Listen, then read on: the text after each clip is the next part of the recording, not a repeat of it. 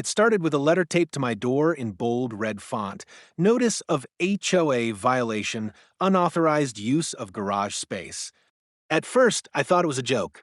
I live in a quiet cul-de-sac, and I've never had a single complaint in 5 years. But when I read further, I realized the HOA was dead serious. According to the complaint, I was improperly using residential property for industrial or non-residential purposes. Their evidence? The sirens, the bright red truck, and the foot traffic coming in and out at odd hours. What the HOA failed to understand or even bother to research was that my garage is a registered emergency response station. In fact, it's the only operational fire substation in this area. I'm not just a homeowner, I'm also a firefighter and EMT, and our station was built into my property as part of a community partnership years ago when the city couldn't fund a full-scale firehouse for our growing neighborhood.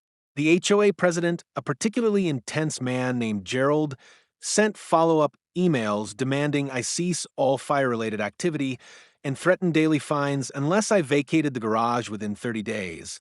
He accused me of running a private enterprise, even though all of our operations are nonprofit and city-authorized.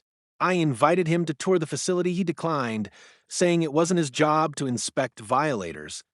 But things reached absurd heights when the HOA actually showed up during an emergency drill. We were simulating a fire response when Gerald stormed in, shouting about his jurisdiction. That's when he crossed the yellow line, literally, and triggered the fire suppression system by yanking open a hazardous material locker. The sprinklers soaked him head to toe, and I had to have him escorted out by the police, not for trespassing, but for endangering a training exercise. The city stepped in within 24 hours. A council member issued a public statement reaffirming our right to operate on the premises.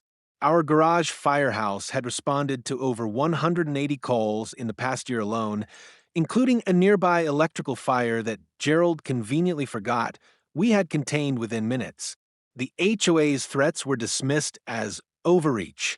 Gerald tried to backpedal, claiming he didn't know, but the city records were crystal clear. This garage had been zoned as a substation long before Gerald moved in. Now, we've got a new sign above the garage. Engine 13 Community First, and right under it, taped for irony's sake, is a laminated copy of that original HOA notice, just to remind us that sometimes the biggest emergencies come in khakis with clipboards.